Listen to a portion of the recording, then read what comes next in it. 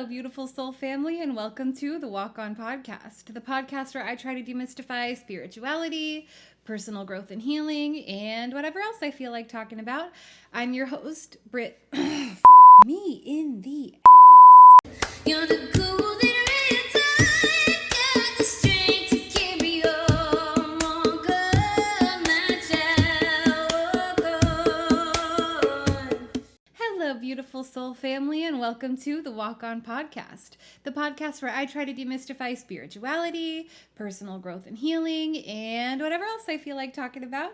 I'm your host, Britt Cannon, and this week's episode is called What's Pluto Doing?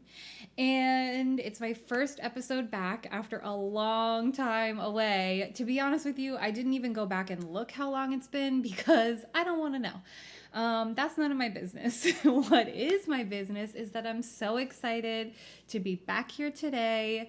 It has been a long and difficult year. I have become... I became for a while a caretaker to my partner who was going through some really serious health stuff.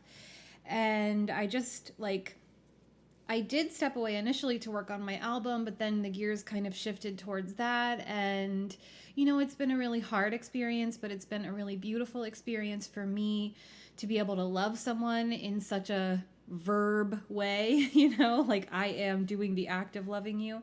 It's been beautiful to watch her grow and love herself and be even calmer and gentler and more forgiving with herself as she goes through this whole process. It's taught us both a lot as a couple and how to be in relationship. And it's just, part of commitment, part of loving someone. And it's been difficult, but a blessing in many ways.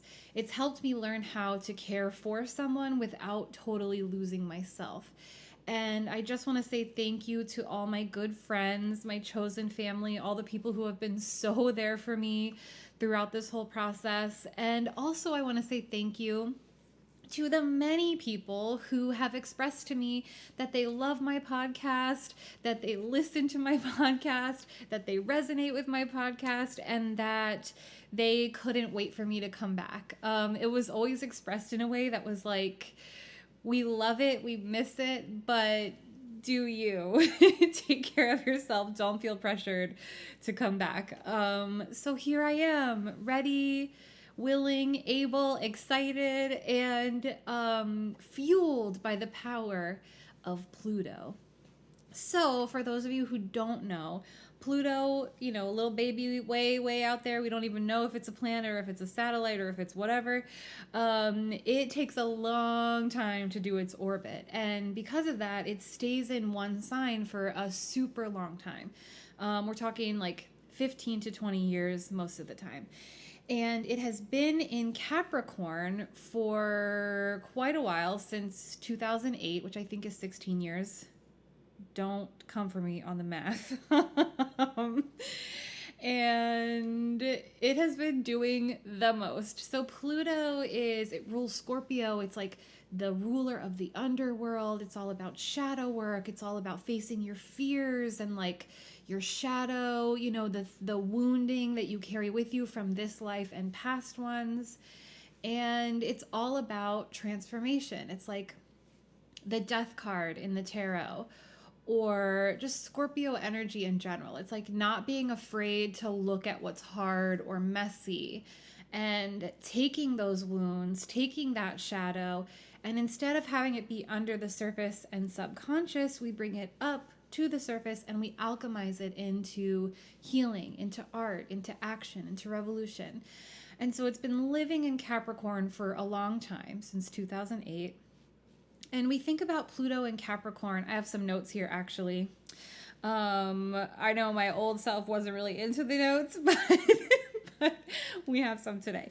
So Pluto is what's hidden. It's what we don't want to face. It's the death card. I already said that. It's the Four of Pentacles sort of reminds me of that in the tarot. The Four of Pentacles has a person sitting, and they have a pentacle under each foot, one blocking their heart chakra and one, I think, over their head, and that's the four. And it speaks to you have something, you have created something, but you're so afraid to share it or to lose it that you're blocking off your heart, your intuition, your connection to source, and even your ability to ground yourself in a meaningful way that's not just like caught up in materialism, but like really grounded into the earth, calm, steady, mature, because you're so wrapped up in money. Some other cards that came to me when I was thinking about this is the Devil card. The Devil card is the card that represents Capricorn the most. And, you know, like the devil gets a bad rap. We all know that. Us queers know that anyway. But the devil represents the picture on the card is like Baphomet, and there's two people. They represent the same two figures that live in the Lovers card, but it's like instead of being blissful and connected and in love and in union, they're chained to this devil figure. And it speaks of addictions, it speaks of codependence, it speaks of, you know, anything that we feel bound by that we can't figure out how to escape, or that we're meant to figure out how to escape.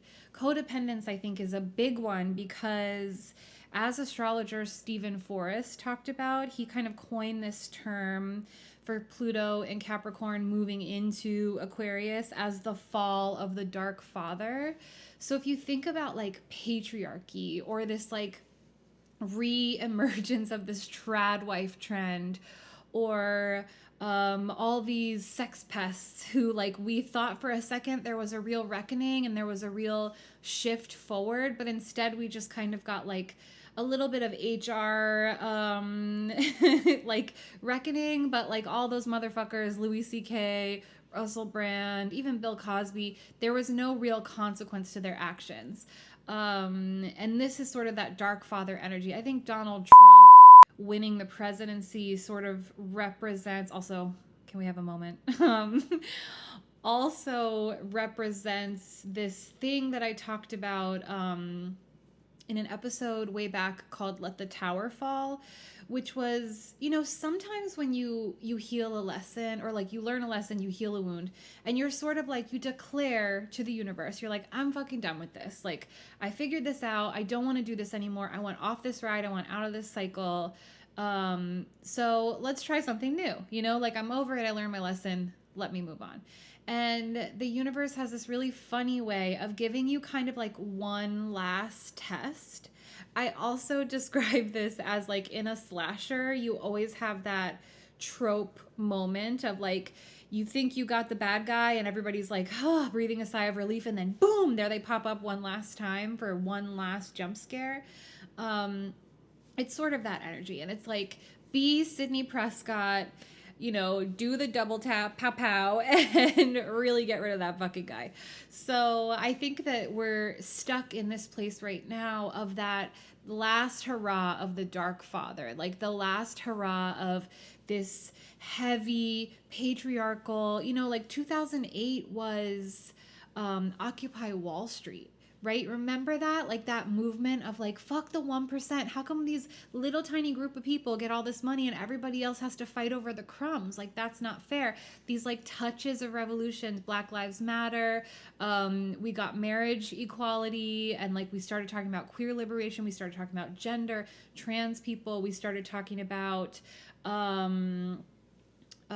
representation in media. We started making these little strides, most importantly in the way we talk to and listen to each other, which I think has caused some of these divides between families where, you know, like people all of a sudden aren't wanting, I have to fix my suspender, profesh, where people aren't wanting to go home for Thanksgiving, or like there's just this energy of like people who vote for the fascists are like, why can't we have civil like discourse anymore? Like, why is it you have to cut people off if they vote a certain way? Like, why can't we just let bygones be bygones, like let people have their opinions? And it's like, we're over that. Like, we're over that. It to quote Bob Dylan, to loosely quote Bob Dylan, we're building a new world. If you don't want to be part of the old one or the new one, get the fuck out of the way. Like, we don't need you here messing up our energy. We're trying to ascend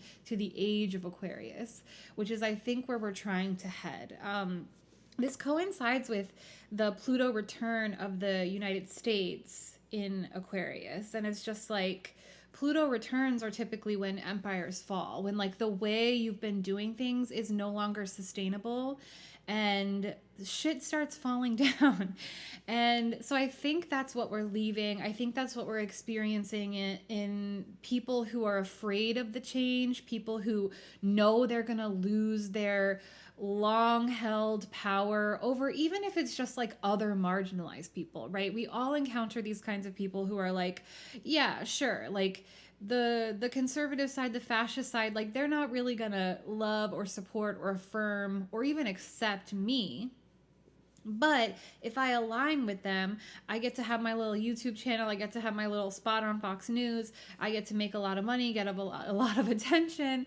And who gives a fuck about integrity, right? Pluto and Aquarius gives a fuck about integrity.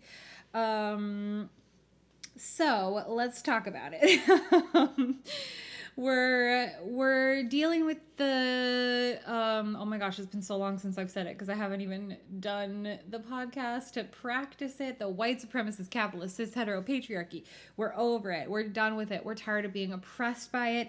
It reminds me of like restrictive ideologies remind me of the tarot card, the Eight of Swords, which is like a person in the middle of like a cage built by swords just stuck in the ground, and like her hands are loosely tied, she's loosely blindfolded, but it's like, this is just an idea. Like, this is just something that you chose to believe in. You just think you're stuck, but you're not really. Like, you could liberate yourself at any time if you just make a little effort, if you just like let yourself consider that you might be able to be free.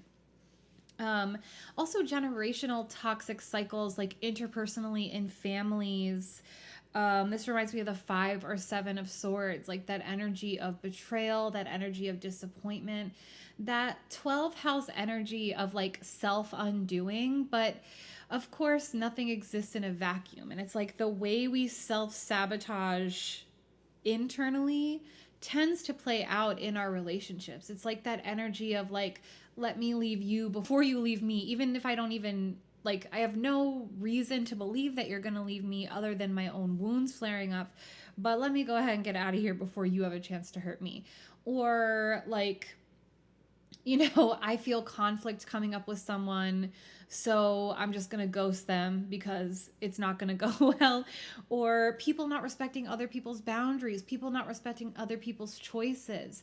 And, you know, I know when people say those kinds of things, they mean like you respect, or like everyone defer to the most toxic person in the room kind of energy. It's like how everybody has to keep their mouth shut about politics except for the one toxic person with the worst fucking beliefs, and they get to spew their shit all over the place and assume everyone agrees with them. But God forbid you stand up for yourself or like people you care about, then you're making trouble, you're a drama queen. Like, why can't you just exist peacefully? You're such a pain in the ass. It's like being the truth teller has historically gotten people punished. And I hope we're moving to a place of more openness where we can have healthy conflict. We can respect each other's boundaries. We can just let people be. We can take care of each other. We can connect more. We can transcend these little manipulations of the powers that be trying to keep us distracted and divided. And we can like understand that, you know, the proletariat people, the 99%, we have a lot more in common with each other than we do the people who are like ruining the world, like the literal earth, our home, for us. Like, they don't give a fuck about us. We're just a means to an end for them. Let's see.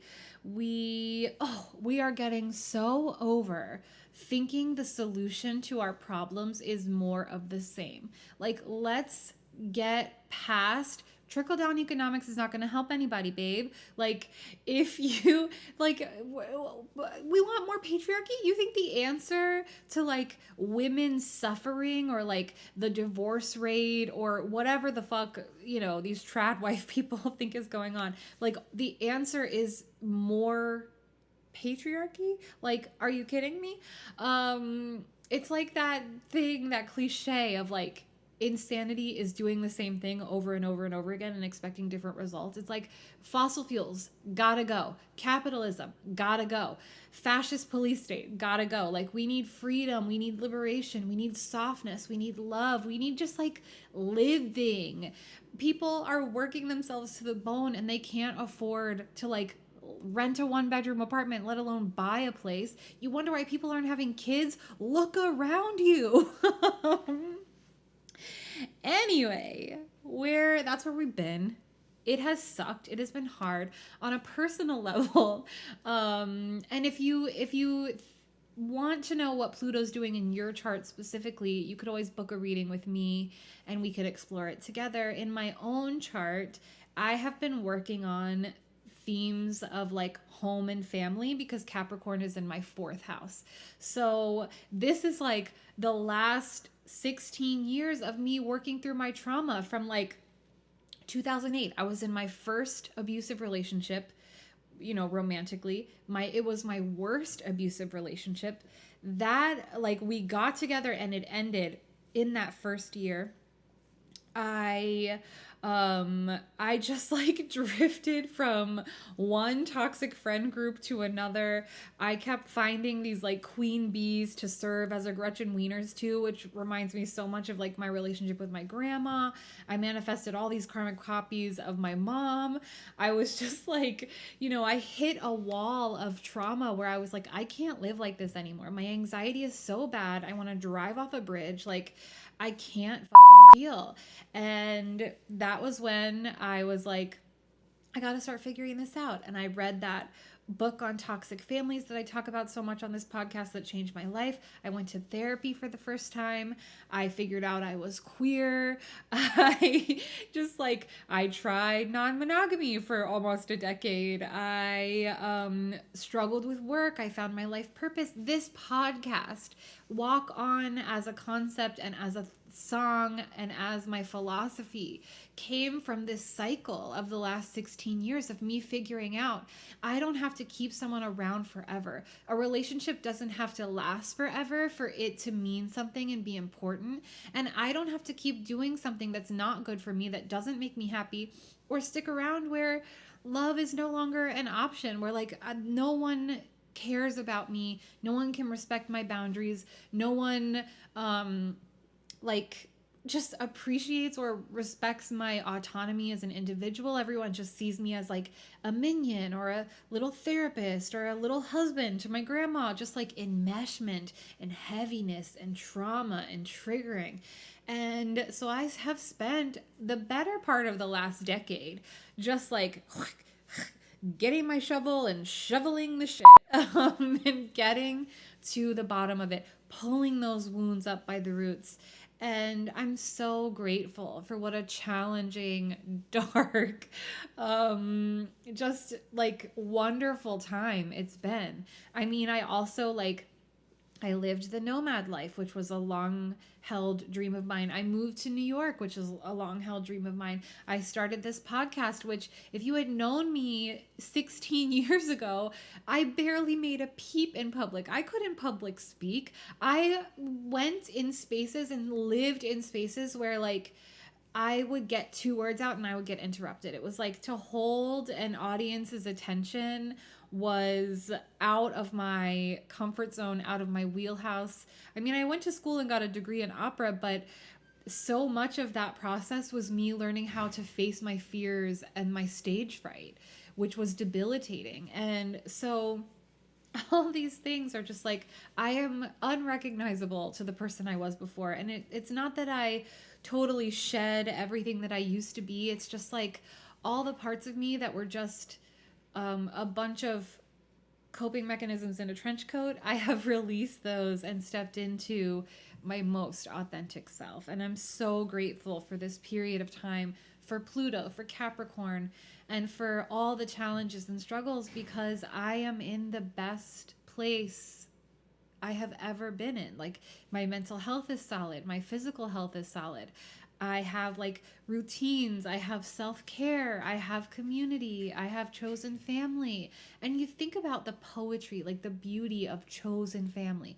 Like, I said goodbye to my, I mean, a few people have sort of come back around, but I said goodbye for the most part to my family of origin, and experienced a lot of grief and struggle. And oh my gosh, like the holidays approaching, that used to be such a hard time of year for me. And I am living a totally different life these days. And I really think it's part of this transit, this Pluto transition, that like, you know, we don't experience that often, like maybe a few times in your life. And so it's a big deal. And I think it's a big deal politically. I think it's a big deal spiritually. I think it's a big deal interpersonally and in our own like individual charts. So let's talk about the shift to Pluto in Aquarius. You might have already been feeling a certain lightness since the 19th of November. I definitely have. I felt the shift almost immediately. It was amazing. I don't always like feel the transits like that, but it was like a sigh of relief, or just, I kept saying I felt like just this gentle release of the past that I haven't ever felt before. It's like my past has been very much with me every single solitary step on this journey I've been on. You know, jumping out from behind trees and phone poles, and like wherever I went, there it was, the trauma monster. With all these like triggers and karmic copies, and just living out these same experiences over and over again, and getting so frustrated, having to tear it all down and build it up from the bottom. And like laborious, just really a struggle. And all of a sudden it was like the past was just popping like bubbles, or like evaporating like a mist. Like, it didn't feel like hard work anymore. It just felt like release, you know? It was a really lovely feeling. And maybe you've been experiencing that too. If you have, I would love to hear from you. You can DM me on Instagram, Brit_that's_it. You can message me. I don't know what it's called on TikTok. DMing, I guess, also. You could email me at walkonmychild@gmail.com. Send me some love. Let's talk about it. But I do feel like there is a lightening of the load. And I think this is due to this metaphor that I've used with a lot of my clients, and just friends and loved ones, and even with myself in my own journal. This is like sort of what I feel like I've been going through for the last, at least the last half of the Pluto and Capricorn transit, where like the Tower fell, right? The Tower card is like the card of a change needs to happen. The Tower fell and fell and fell over and over again. I kept trying to rebuild it with like tape and string and like a little glue, and it just kept falling, right? Because the very foundation of it wasn't firm. It wasn't strong. It wasn't correct. And I was trying to kind of do like, I want to say lazy, but that's a little judgmental. I wouldn't even go that far. I would say I didn't understand that the foundation was faulty, right? I took it down to the studs and I was like, the floor's fine. Spoiler alert, the floor was not fine. And so I kept rebuilding it and it kept falling, and I was like, what the f***? And then I built it again, and then it'd fall again, and I'd be like, oh my God, like what the hell is happening? And finally, these last few months, this last year, I've been like, oh, it's my foundation. So I got in there, I tore that shit all the way up, and I started rebuilding it again. Now, I didn't totally discard all the materials, the wood, the stone, the plaster, like whatever. The insulation, I didn't discard all of the stuff that came from the tower falling.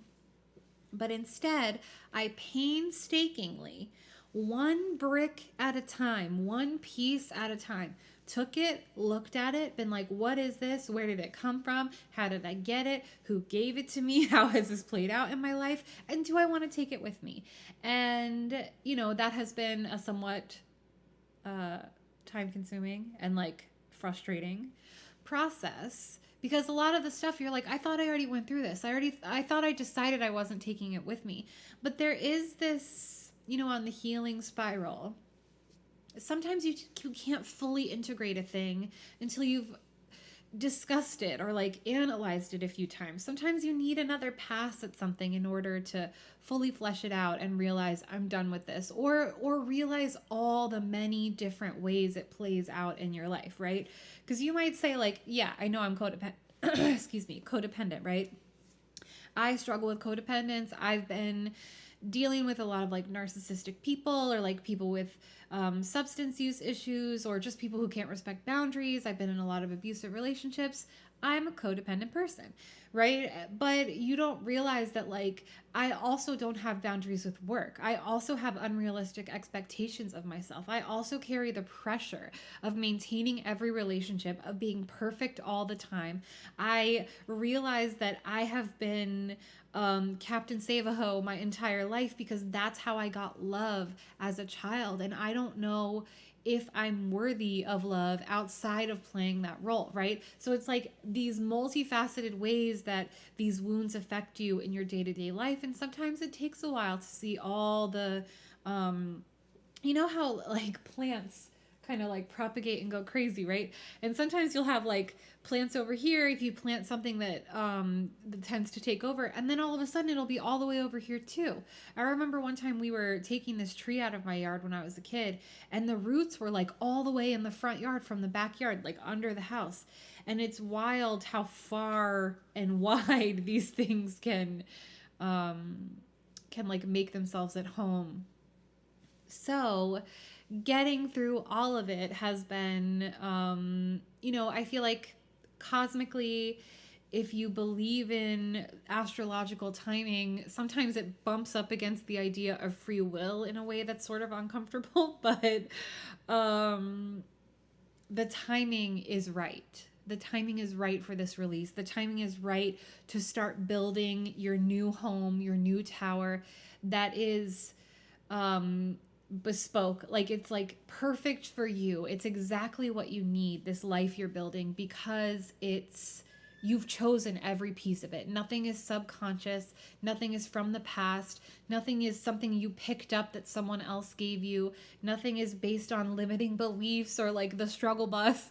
It's all based on choice. I'm choosing to be in this relationship. I'm choosing to have these friends. I'm choosing to engage with blah, blah, blah, blah, whatever it is. Like I'm choosing to carry my life purpose with me as the forefront of the ways that I create. I'm choosing to show up in love relationships in a way that is vulnerable and open to love. I'm choosing to spend my time doing things that move the entire world in a more positive direction. I'm choosing to get out of autopilot and to be more present. And if you need help with any of those, with self-love, with boundaries, with presence, with spirituality, with your own astrology, with the tarot, I offer a lot of services. You can go to my website, which is just britcannon.me, and then click the services tab and you can look there. I also do voice lessons to help heal the throat chakra, or if you just want to learn how to sing and express yourself, there's a lot of stuff I do. I also have a self-love course that I talk about it more at the end, but it is really great. It helps you learn how to journal. It helps you engage with self-care. It helps you connect with your inner child. And it also comes with a tarot and astrology reading with me at both the beginning and the end. So if any of that sounds interesting, go to my website, have a look around. Let's talk about Pluto in Aquarius. So I really think that the hippies were onto something, / the composers of the musical Hair were onto something with this idea of the Age of Aquarius. It's kind of this new age belief that people kind of make fun of and it's not really real or whatever, but Pluto into Aquarius just feels like such a different energy than what we've been in for a really long time, especially with that Pluto return for the US happening at this point in history. That's like, are we looking at another world war? Like, are we going to be on the side of the fascists? I mean, like on on the down low, the US has always been kind of fascist, but anyway, we're getting out of a place of conformity and into a place of liberation and freedom, even if it just starts within ourselves. And I think that's what the Age of Aquarius was getting at. It's like the hippies were tapped in, tuned in, turned on, like connection with oneness sort of vibe, where like it was about community, it was outside of capitalism, it was art centered, it was freedom centered, it was unpacking gender roles, unpacking war and like why we sign up to it, unpacking the lies that we've been sold, giving communism a second look, you know, not just taking the government's like propaganda and scare tactics at face value, but instead digging a little deeper. And so there was this, you know, it was like Black Panther movement, and civil rights, and like suddenly people, there was like more free love kind of stuff where people were more open to queerness. And that's not saying that like hippies were all correct across the board. After all, they did you know, kind of sink back into society for the most part and like become the boomers. But so it wasn't authentic, it wasn't real, it wasn't grounded in anything deeper than maybe just like experimenting with drugs and like sex. But we had like birth control, we had a move towards abortion being legal, we had just a more open understanding of like how it's possible for us to be as humans, you know, like maybe there's a different way of living. Maybe we could connect more to an earth-centered way of being. Maybe we can live in community with each other. You know, we had that like onset of like intentional communities and people kind of living that way. They were thinking about like growing their own food and organic and like, you know, it's just a softer, more open-minded way of being. Did it stick around? No, but that's why I think that song is like, this is the dawning of the Age of Aquarius. Like, this isn't the end of the Age of Aquarius. We haven't done it yet. This is just like an idea. And I think that idea is something that we're transitioning towards now. I think we're going to see that vibe come back around as more of a mainstream thing.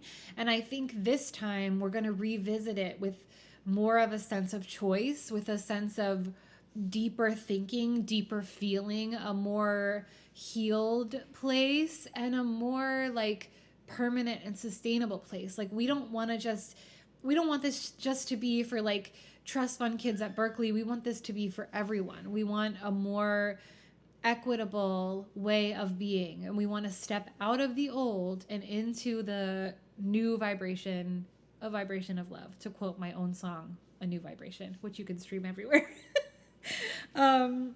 So we're moving into the energy of like authentic power, like not power over, right? Power over is that dark father, Pluto and Capricorn, that we're leaving behind. We understand, or we're moving into a place of understanding that true power comes from within. It's a confidence in oneself. It's resilience. We're stepping into an energy of resilience. We understand, and this is the beauty of being an older person. Like, Lord, I wouldn't go back to my 20s for all the money in the world. Like being in my mid 30s is like, I've lived through enough. I've like lived enough life to have context for everything, right? And I'm so sure of my resilience, and that makes me like a calm and centered person. That makes me able to tune into the silver linings or like the positive perspective on things. It allows me to hold space for the ways other people might struggle, for other people's wounding, for just like self-compassion, which gives way to compassion for others in a way that makes me able to show up in relationships in a way that's more sustainable. And it makes me less willing than ever to put up with someone trying to have power over me. But along with this, there's had to be an upgrade in communication, an upgrade in my own boundaries, a more robust support system, faith in my own timing, my own path, my own purpose, my own intuition, right? My own sense of self. And I think that is something that is like worth stepping into. It's like, I don't think that internal work is all that needs done, but I think internal work leads to external change, if you commit to it hard enough. It's like, as you become more loving and gentle towards yourself, you become more loving and gentle to the world around you, just like by default, because it's like shame is such a cock block as far as connection, because if your shame body is so big that you can't take any criticism, like you can't take responsibility for anything, you lie to avoid any kind of like truth about yourself, you need to always blame somebody else for the mistakes that you've made. You know, we've all known people like this, we've all been like this at points in our life. And when you're in that place where like that shame and guilt just rises up to the surface and it feels like it's going to swallow you whole, it is not a good feeling. And most people will do anything to get out of it outside of just moving through it and letting it just like burn itself out, right? Any feeling, no matter how uncomfortable, will pass like a wave if you let it. And shame is that way too. And in fact, the less scared you are of shame and the more you just let yourself feel it and then release it, the less you feel it. And then it's like nobody can hurt your fucking feelings. It's like, shame, I don't know her. And that is true liberation. And when you feel liberated within yourself, you know, when you realize I've been in this Eight of Swords energy, like I wiggled myself out of the little ropes that were binding my wrist, I pulled off that blindfold, and I'm like, oh, it's just a bunch of swords stuck in the ground. Like, I thought I was locked up in Fort Knox. I thought this was like high security prison shit, and I could actually just remove a sword from the ground or two and walk my little self right out of here. And that to me is like resilience. That is self-love. That is strength. That is confidence. And when you move through the world like that, you love from a place of liberation. You don't love from that place of binding. You don't love from that place of control. And I think so many people mean well, but the only way they've ever been shown how to feel safe is through control. It's like those people who are like, you know, if you're in a couple with me, like I need to be able to look at your phone all the time, look at your text messages. I need to track your location. I need to know where you are every second of the day. If you don't answer me, you're in trouble. Like, I don't want you to have hobbies outside of me, friends outside of me. Like, if we're not together, then something is wrong.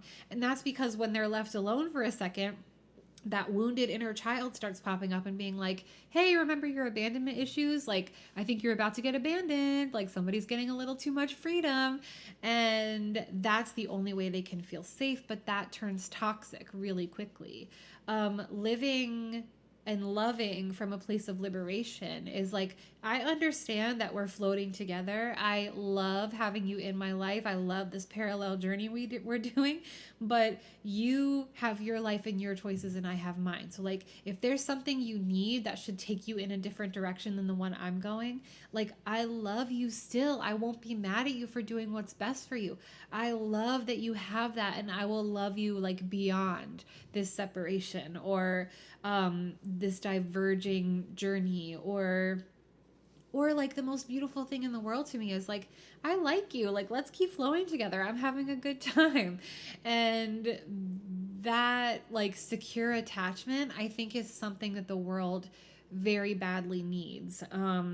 Imagine like a healed or healing world where most people are able to do what's best for them and live their authentic life and transcend shame in a way that is like loving and mature and calm and stable and grounded.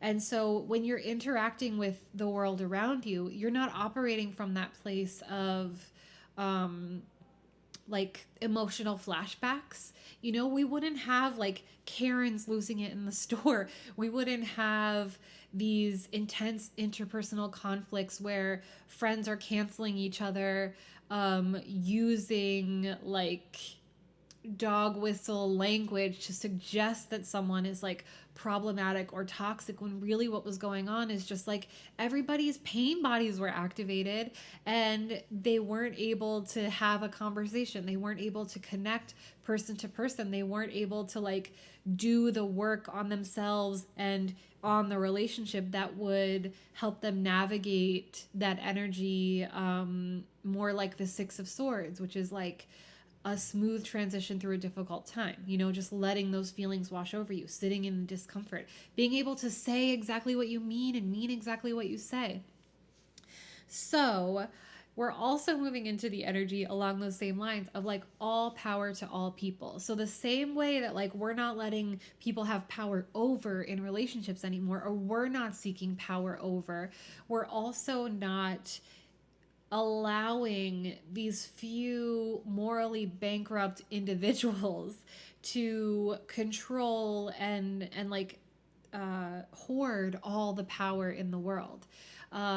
We need to get corporations out of politics. We need to undo how we think of politics in general. We need capitalism the fuck out of here. Like, it's not doing anyone any good. And in fact, this unchecked growth and consumption, which has only escalated like tenfold in my lifetime. I feel like, you know, when I first heard about endangered species in the 90s in school, or like recycling and littering, or I don't think we called it global warming even back then, or there was like a different name for it, but since then it's like things have gotten progressively worse. It's like I don't even recognize the seasons anymore. Like everything is different. We had brush fires in Prospect Park in New York City, in Brooklyn, a couple weeks ago because of a massive drought in November. It's been like hot as hell and dry as hell in November, and November has always been like the wettest fucking month outside of April, or March. It's just like really bizarre and upsetting. And we're seeing that vibe of like people turning on each other, of the powers that be choosing to escalate certain conflicts to take all of our attention off the real problem. That like if we all joined forces and decided, all right, we're going to put all this stuff on the back burner for now and we're going to look at the environment, because in 20 years, we're not going to have an earth to live on to fight over. You know what I mean? And that's not to say that people who are standing up to fascist or colonial regimes are doing the wrong thing. It's like the people who are the bullies of the world, like the power over people, the people who need that power over to feel safe, to feel secure, to feel like there's somebody, Elon Musk, and who are operating from that place of like deep wounding and insecurity that they're never going to deal with because they can't self-reflect.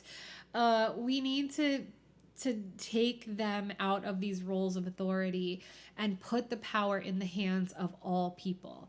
No more of this like so-and-so represents me, we have to vote between the lesser of two evils. Like, we want progress now. We want like real change now. And we want y'all to remember you work for us. What isn't meant to be won't stay. And this is the unbuilding and rebuilding faulty foundations I've been talking about. So it's like, you know, if anything's coming up, if it feels like I can't do this job anymore, like I literally cannot wake up another day knowing I have to go to this place that I hate, that makes me want to cry. I can't be in this relationship anymore. I can't engage with my family the way I have. I can't not have boundaries anymore. This is unsustainable for me. I have to start looking at my health. I can't eat these certain things. Like every time I indulge in, you know, a night out drinking, it like ruins my week for the next week. Or, you know, just looking at all those things, like what is trying to leave your life, what your intuition is like, hey, look at this thing. Like, maybe you should reconsider this brick before you put it in your foundation. Let that process happen. Engage with it joyfully, gratefully, and fearlessly if you can. Just because something is meant to go doesn't mean that it was bad or wrong or a mistake. Like, there's a chance that probably that thing was the only thing in the world that could teach you the lesson you needed to learn, which is why I said to engage with it gratefully. It's like, for me, codependence, if I hadn't been so codependent, I never would have figured out how to like engage with others. Like, I would have just been one of those people who just like keeps to myself and doesn't engage with relationships at all. Like, and so because of that, I wouldn't have lived my life. Like, if I hadn't had my toxic college best friend, I wouldn't have made any friends. I wouldn't have done anything social. I wouldn't have like got out of my shell the way I did. If I hadn't had my toxic friend after that, I wouldn't have discovered who I was as quickly or as joyfully, even if it was like sometimes at the expense of like my own peace or my own health. You know, I was often putting what was best for me aside to like wait hand and foot on these people, but just being around people who were like a little more selfish, a lot more confident, a lot more extroverted, actually did a lot for me and helped me so much along my journey, even if they were also painful lessons that I eventually had to walk away from. Same thing with my family. Like, coming from this toxic ass family made me funny. It made me able to like kind of live in the shadow and look at the dark stuff because they all had such humor about the dysfunction that we were all living with. And they were all funny. They were all brilliant. They were all hard workers. Like, there was a lot of stuff I learned how to be, but a lot of ways I also learned how not to be from them. And because it was so bad, it was so stark, I couldn't repress it like they did. I couldn't ignore it. By the time I came around, it was like such bad news that I had no choice but to heal. So let that stuff go. Release from the past, like all the stuff you've been carrying around with you, that has been like, this is how the world works. This is my way of being. This is who I am. Like, you know, my mom didn't love me, so I'm unworthy of love and I have a hard time connecting with others. Like, the stories we tell ourselves, which are true to a certain extent, you know, like that is the way you've had to operate up until this point. But from this point forward, you can decide, do I want to carry this with me? Do I really believe this? Even if it seems as if life has given you evidence that this is true, right? Like, people only love me when I am codependent, right? People only love me when I live to serve them and I have no boundaries or needs of my own. That was one of my beliefs. Now I realize that, so I was in that place where I was so codependent, I barely had a sense of self, and I was caught up with all these people who felt more powerful than me. Then I kind of graduated to a place of like, okay, I need to start laying some boundaries. And I would lay boundaries and then my whole life would fall apart. Time and again, the person just could not handle my truth, my boundaries, hearing that they hurt me. And I was punished, like more often than not, punished in childhood for telling the truth, and punished like often in ways that were disproportionate to like what I was asking or what I was communicating. And then I went through this period of life where, okay, I'm going to have boundaries, but I guess I need to be alone, because every time I lay a boundary or every time I tell someone how I feel, my life blows up in flames, you know? And that became like the truth I was telling myself. And I realized the other day when I was meditating that in this life I have created brick by brick with my own two hands and my own choice. When I lay a boundary, when I speak my truth, I am respected. I am rewarded. Like, people stick around. And in fact, when I'm able to do that, things become more intimate, richer, more rewarding, more like energy filling. Like, they don't deplete me. They give me energy. They help me feel secure. They help me heal. And they let me know that I'm safe to be myself. I'm safe to need what I need. And I'm safe to communicate my truth. And that has become like a miracle, like a beautiful gift. To feel this safe and this authentic in my life is like plot twist, you know? I want to talk about the cards, the tarot cards that represent this Aquarius energy to me. The Fool, right? We're stepping in a totally new beginning. Part of the reason why people think the answer to life's problems right now is returning to a way of being we have already tried and that has already failed. It's like in the 1950s, like, y'all know women weren't having a good time, right? They were popping pills, they were boozing, they were chain smoking, they were having affairs. Like, June Cleaver wasn't all that happy with her life. The reason why they want to return to something that is from the past, that is outdated, that we've actually already transcended, they just don't realize it, is because, like, the devil you know is better than the devil you don't, or at least, like, that's what they think. The devil you know is never better. You know that devil. Like, how about no devils? Let's just transcend the idea of, like, we need a devil or the lesser of two evils. Let's just, like, imagine a better world. Like, one of my mantras for this year that I made on my 37th birthday was dream bigger. Like, sometimes I feel like I go through this thing where I think I know what I want and I ask for it and I get it, and then I'm like, actually this isn't enough, because I didn't let myself dream as big as I wanted to in the first place. So dream bigger. Like, the thing where we're stuck with what we've always done because, like, that's all we can imagine is bad. It's old. It's, like, cowardly. Let's think of something new. Let's try something new. You know, in the Fool card, it's like a figure with a little rucksack and a dog, and that motherfucker is walking straight towards the edge of a cliff. And you see down below in the water, there's like an alligator with its mouth open, ready to snap him up. And it's like, every new beginning feels like this. Every new beginning feels like you're standing on the edge of a cliff, and that you're going to have to jump, and you don't know if you can do it, and you don't know what's down there, and you don't know if you have what it takes, and you've never done this before, so, like, you don't have anything to pull from.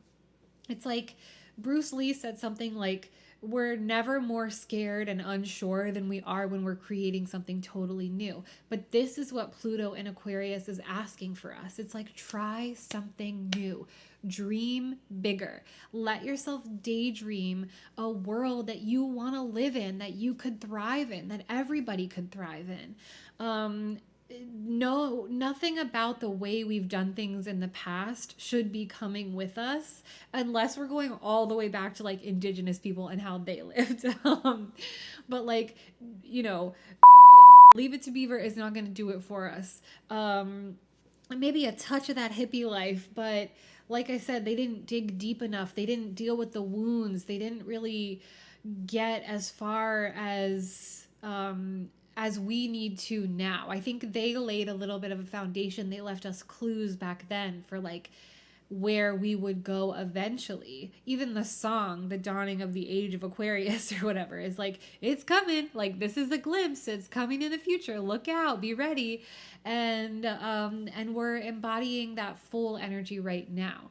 It just requires a little bit of faith, a lot of courage, and trusting in your own resilience to actually take the leap off that cliff and start a new cycle completely.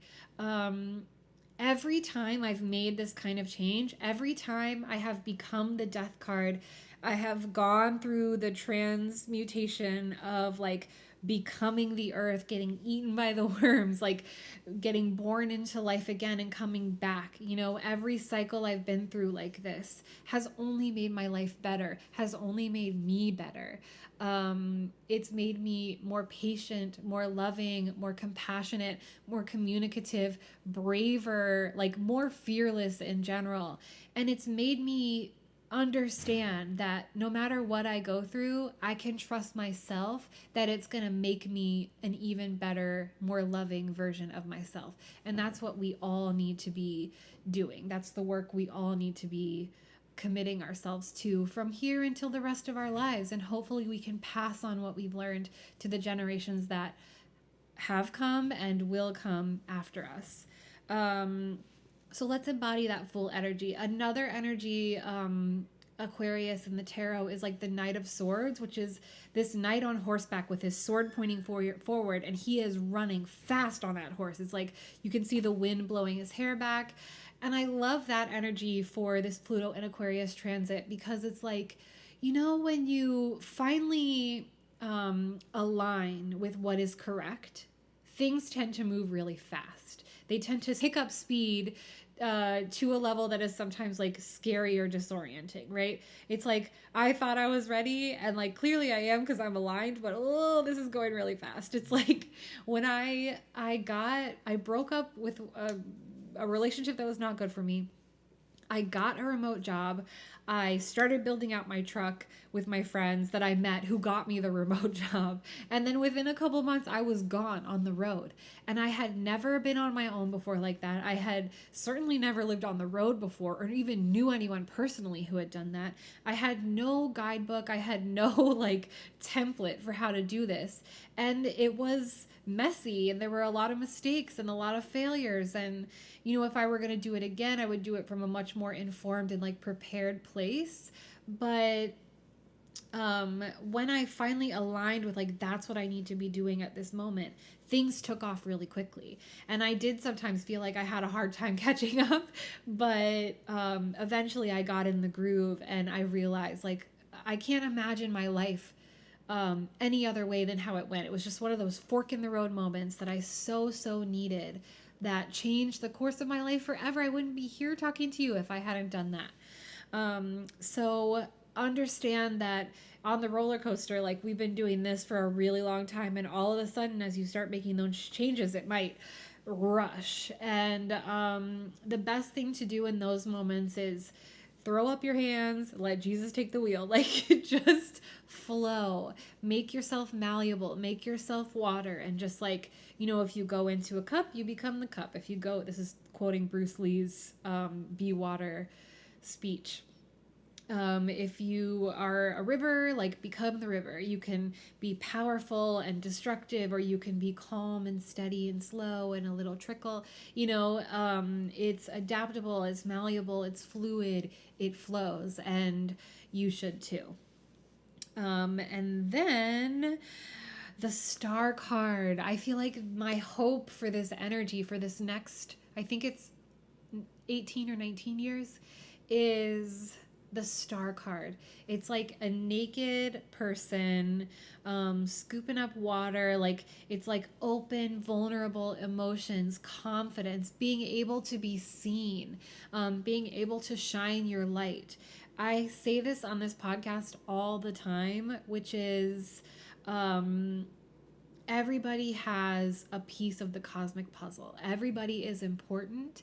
Everybody has a mission, and everybody is supposed to connect with what feels good to them, what feels authentic to them, and live that truth loudly. Like, share it with one another. We're supposed to be connecting on these vulnerable and intimate ways. We're supposed to be sharing our story, sharing our lessons, sharing our truth, sharing our genius. I believe that everyone is a genius at something, and that genius has something to do with our purpose. Even if like your genius is something mundane, like I'm really good at taking care of people, which actually isn't mundane. It's like divine.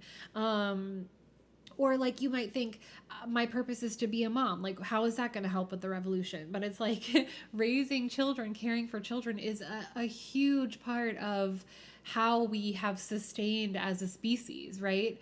Knowing how to love someone, knowing how to care for someone, knowing how to be able to set yourself aside sometimes in order to care for someone else, like to love selflessly.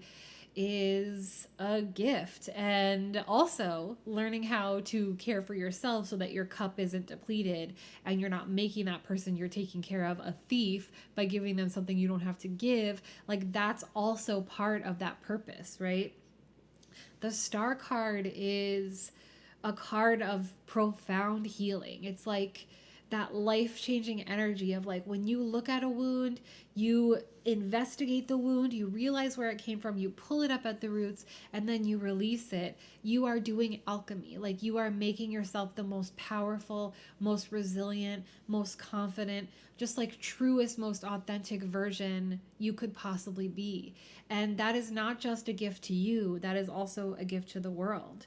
And then finally, like, I think all of this internal work, this star energy, this full energy of stepping into something we've never seen before, creating something that is completely new, that harkens back to the old, but like the super old, but is just a new path entirely, is a path of revolution. Like, this kind of change doesn't always happen seamlessly. It's like, if everybody doesn't learn how to flow, if there are still people who are clinging on to the old and who are like, I don't care how good it will be for me too. Like, I don't care if patriarchy is hurting me too. I want to have power over someone else. Those people, the resistant, the rigid, the outdated, the power hungry, the ego driven, if everybody's not in a state of flow, there is sometimes conflict, or sometimes gotta get dragged into the new world, and that isn't always like pleasant or ideal, right? It's like, I would have loved if when I started laying boundaries with my family, everyone was like, oh, heard, got you. Like, you've always been a loving, patient, like caretaking kind of person. And if you're saying you've had enough and you need us to change a little bit how we do things in order to feel safe here, like, sure, no problem, we can do that. But instead it was like resistance and fighting, and they got so fucking nasty that eventually I had to break away completely. It's like the tether between someone who's ascending and someone who's staying the same sometimes there's too much tension on it and it has to snap. And we're just at the beginning of this, but I think in the next 20 years, hopefully, just like what I've seen in my own life in the last 20 years, hopefully life as we know it will be unrecognizable in a good way, in a beautiful way, in a way that feels like a miracle, in a way that makes us feel like, thank God I did things the way I did them. Thank God things went the way they went. Thank God for those struggles. Thank God for those lessons, because the world is a better place now. So, to all my status quo heathens letting their freak flags fly, this is our time to shine, baby. Thank you so much for listening. Thank you so much for tuning in. Don't forget to like and subscribe on the YouTubes, or follow along. I don't know how you do it. Like, I guess you subscribe to the podcast or follow the podcast. I don't know. I'm out of the game. I'm out of the game. Rate the podcast. Comment on it, follow me on social media, all the stuff. And most importantly of all, enjoy this transit, enjoy the energy, and happy healing.